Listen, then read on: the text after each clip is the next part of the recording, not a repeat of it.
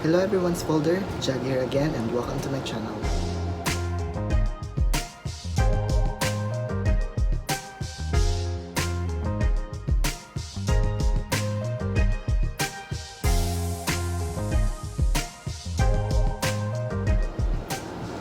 Today we are going to unbox another packet from Shopee. I received just today, I think I ordered it last June, but I just received it today. So let's open it. It's very deep.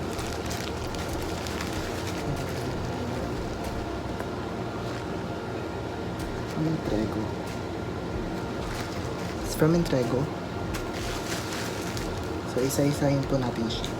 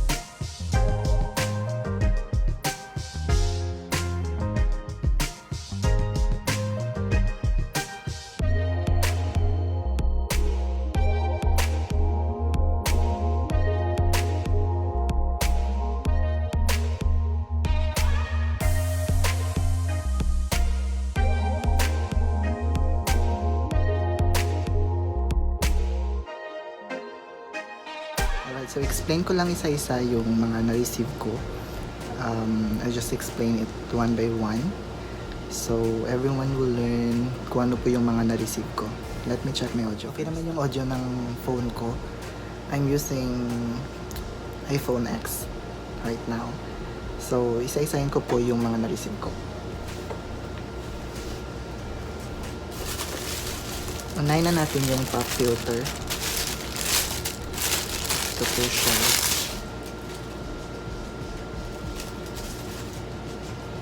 Hello test. Hello test mic. Okay, so ang pop filter po yung nag-filter ng pop sound, like yung na sound. Usually mahangin po siya yung mga na sound. So this can filter that sound, and yung lalabas na sound talaga yung words na sinasabi mo. Let's say, sabihin mong opo. Sometimes, if you are going to record that sa ibang microphone without pop filter, ang ma-receive nyo na sound ay op. Parang ganun, op. But with this pop filter, mafi-filter niya yung hangin at yung lalabas na sound talaga yung opo. Okay, so this is the pop filter. We will assemble this later.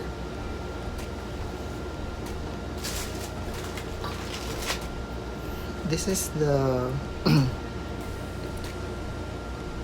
I forgot the term, but this is a jack used for microphones.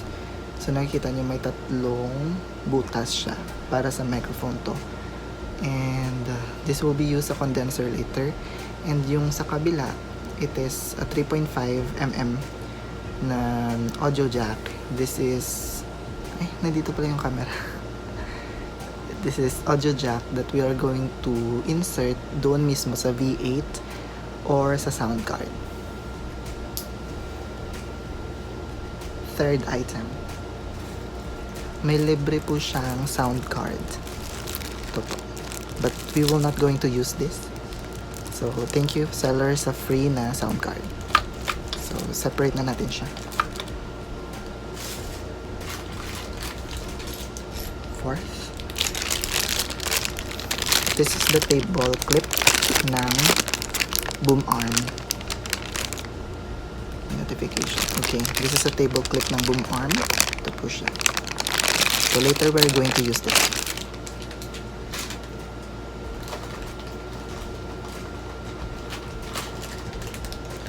Fifth is ang shock mount. This is a shock mount. This is being used sa boom arm kasi we are going to use condenser. And usually, yung mga mahal na condenser, it doesn't have a sound naman if you are going to shake it. But I don't know with the BM800. So far, I think we need the shock mount. Shock mount can protect the microphone na hindi po siya magsa-sound if we are going to shake it. Or sometimes maano mo siya, you will be ano tawag diyan? Yung na accidentally push mo yung boom arm, then it will not gonna shake. So this shock mount can help stabilize the microphone. So ito po siya.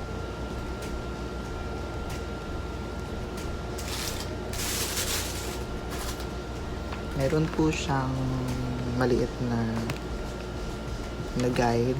So hindi ko na po pabasahin.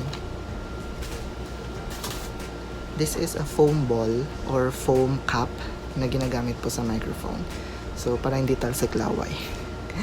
No, this is a filter for his sound or yung paghinga. Sometimes it will automatically register the ha but not the sound. So this can filter the air as well. The air. Ito na po yung boom arm.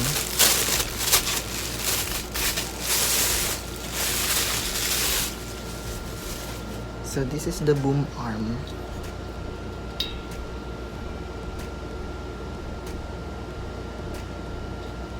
So dito kinakabit yung shock mount. Dito naman yung clip sa table. So later we will going to assemble this. So for now, tabi-tabi muna.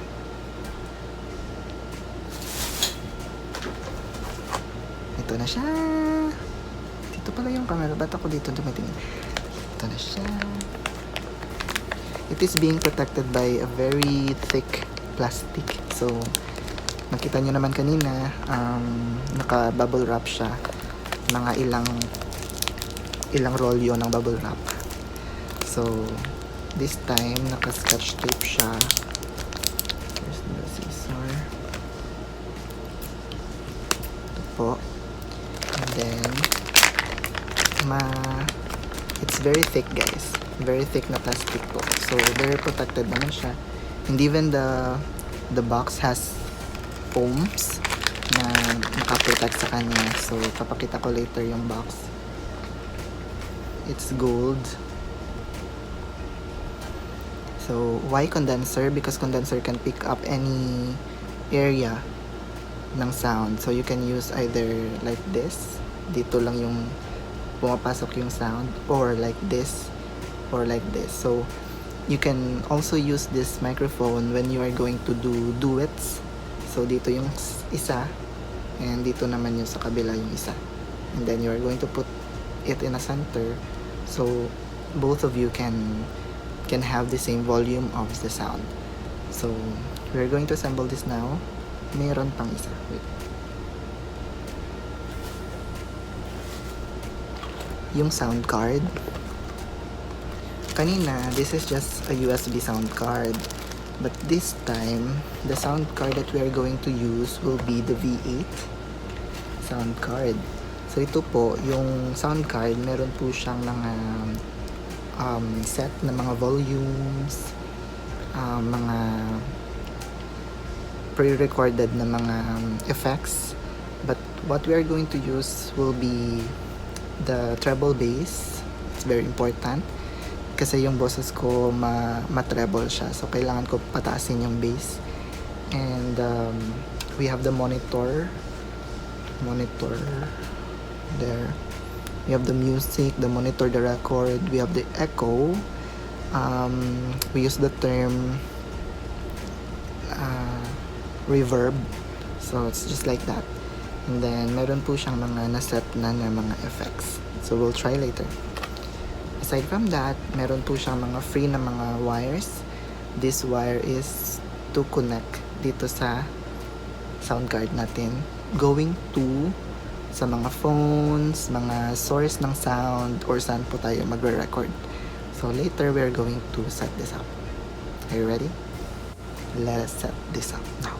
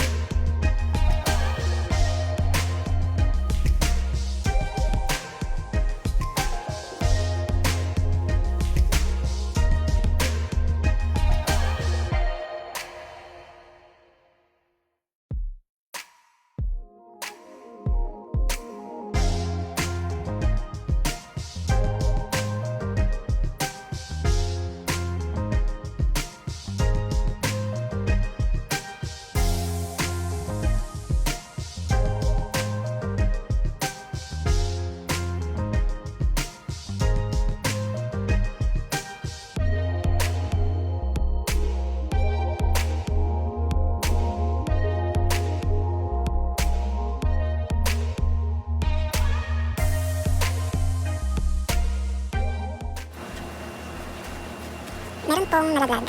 Ito po yung nag-hook dito mismo. Kita nyo na, matatanggal siya. Meron dito sa likod, yung hook nyo po siya, gamit nito.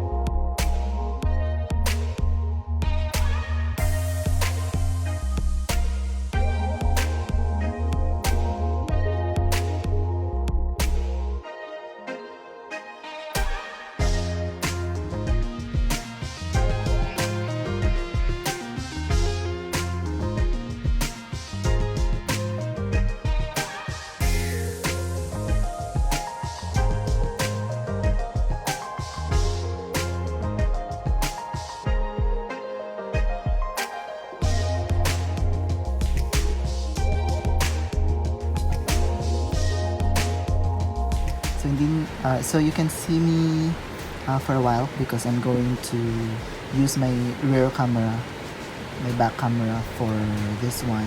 So you will gonna see kung ano po yung pinagsasaksakan ko. Ito po yung sa condenser microphone. This is for the charger. Yung sa kabila niya po ay USB. So you're going to look for a source. Let's see, I'm going to use this one as the source ng power. So this is ASUS charger. So I'm going to use this one later.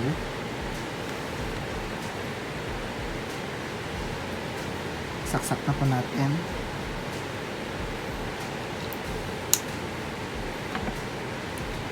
Alright, so this one naman para to sa source ng sound. So let's say I'm going to use this laptop. Malayo po yung pinagsasaksakan niya. So, doon po siya sa kabila.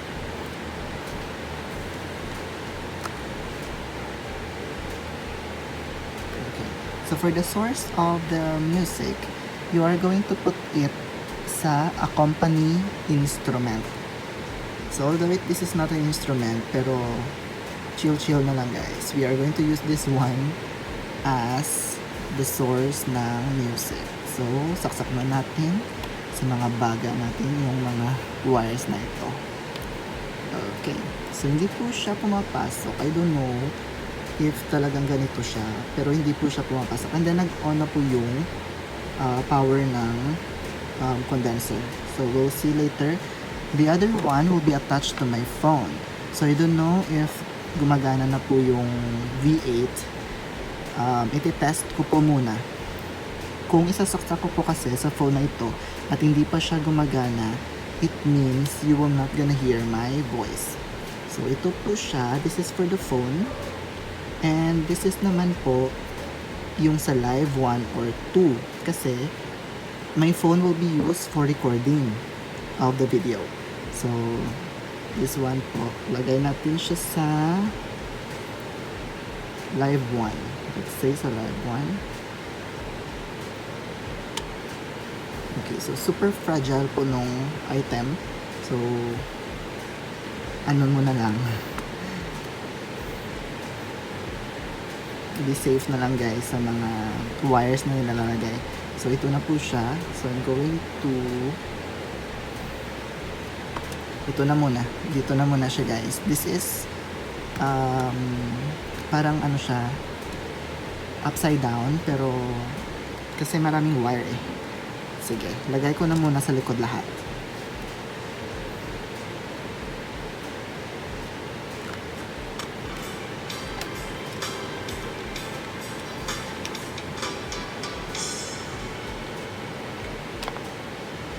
I don't know if saan po nanggagaling yung sound na yun.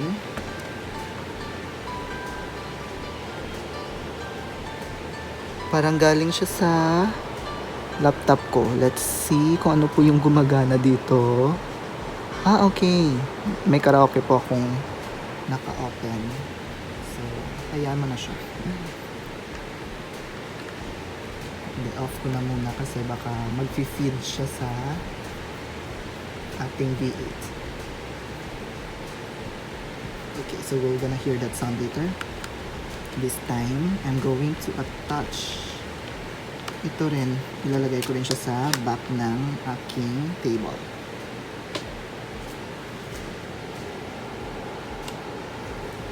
Para hindi po siya sagabay sa ating mga plano.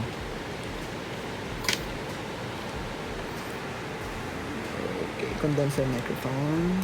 Right. Okay. Maraming wires. Okay, so right now, nasa na yung mouse? Minsan nawawala talaga si mouse. Close ko na muna yung sa laptop. Okay. Right, so right now, I'm going to attach this now to my phone para mag-record ng sound using the microphone. But before that, I'm going to attach muna ng headset para marinig ko yung boses ko. So, siguro sa headset ko na ilalagay. Headset. So, meron po siyang nakalagay dito na headset. So, dyan po maririnig yung boses mo. So, wait lang po. Kuha lang po ako ng headset.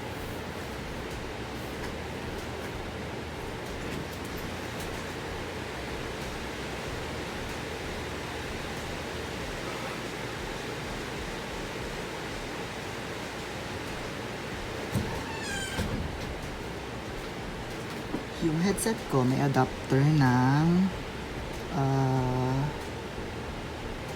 iPhone X. So, lagay ko na as adapter ito. Hopefully, hindi po siya magka-crapping na sound. So, kasi hindi po siya maganda yung ano. So, dito ko ilalagay yung kung saan po tayo magre-record. So, this is live 1 ng V8 natin. So, dito ko na siya ilalagay kasi wala pong port ng ganito yung iPhone X. So, ito po siya. Ilalagay ko na po. Ayan. Narinig niyo yung click.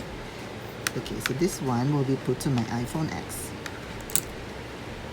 Hindi po ito kasali sa package ha. Baka naman galitin niyo si seller.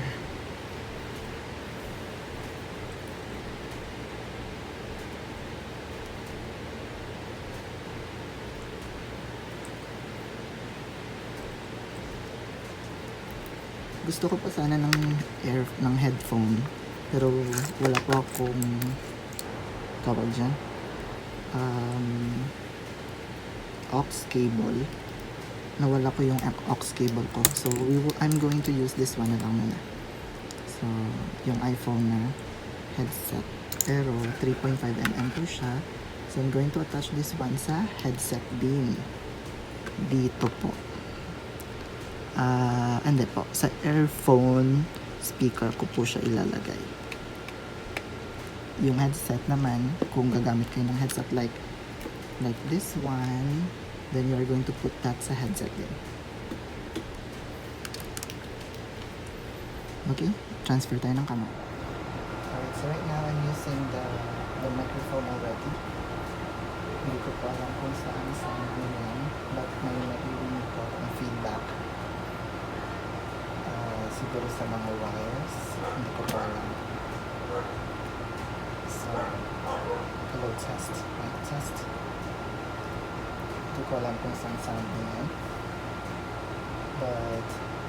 na-full ko na po yung volume ng microphone. And then, I'm going to volume up the echo. Hello, test. Yun. Para akong nasa banyo. Full na po siya. And we are going to use this one for the recording and for singing. And without it, gagamitin po siya natin na pang vlog. Uy, parang malalapag ko.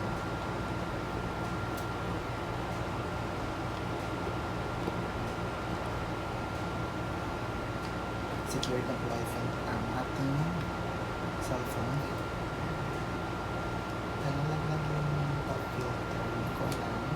Siguro hindi po siya talagang ganito.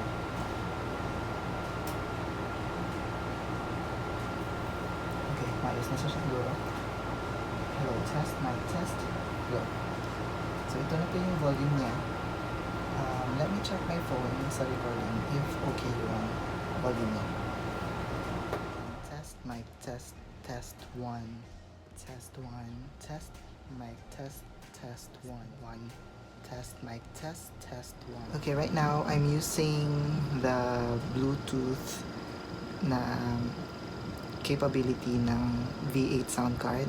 I was really disappointed because I can't use my iPhone X for now because wala pa akong mga adapter. So, I'll just buy another one. Ito, meron po siyang sound card. Pero, I need this one na USB yung kabila for the microphone of iPhone. Kasi yung ginagamit na microphone ng iPhone, if I'm going to record it using the V8, yung microphone din ng iPhone. So, hindi po siya gumagana. So, what I'm going to use right now as the live one will be the laptop. Ito po siya. This one. So, makikita nyo meron po siya mga waves. Ayan po. So, hindi ko po siya ginagamit for now. Kasi yung ginagamit ko na microphone ay dito. So, i-record ko na ako yung boses ko. So, you can hear it. Using the microphone na and V8. Right guys, kumuha ko ng another phone to check whether nare-record pa talaga yung audio sound niya sa phone. So let me check using this one. The video will be using